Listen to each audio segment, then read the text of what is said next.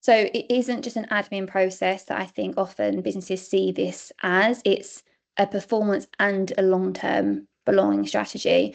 So, and that's where I think, again, a lot of businesses are quite misaligned still. So onboarding starts before day one, and we talk about this a lot with our clients, but the pre-arrival matters more than most people think. So access to documents, clarity on role, early connection with peers and manager, that builds confidence and belonging. It doesn't just magically appear at 9 a.m. on their first day. People are deciding how they feel about a business way before that. It starts at interview stage and then into their first day. And then also, Holly's talked about this with the framework, and that is really, really essential that all managers can access this.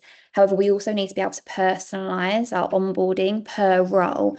And that really is talking about having a consistent framework, but you adapt the expectations and any kind of learning curves and success criteria to the individual and to that role. A one size fits all is not always sufficient when we're looking at a high performance culture. And then really crucially, onboarding is measured in months, not days. And this is really where a lot of organizations fall short. We need to have at least 90 days to really set people up for success.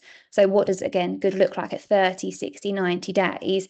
Because people need space to learn, to practice, to make mistakes and then learn from them, and not just absorb all the information and policies on day one and then be expected to fly.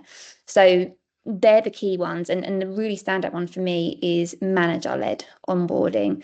And we've talked a lot about the role, the bigger role of a manager within the new legislation, but the data is very clear.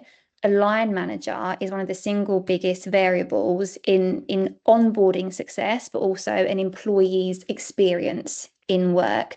So when managers are capable, when they're available, accessible, and they're accountable, onboarding feels more human and meaningful. So, and when they're not, no amount of process can necessarily make up for that lack of.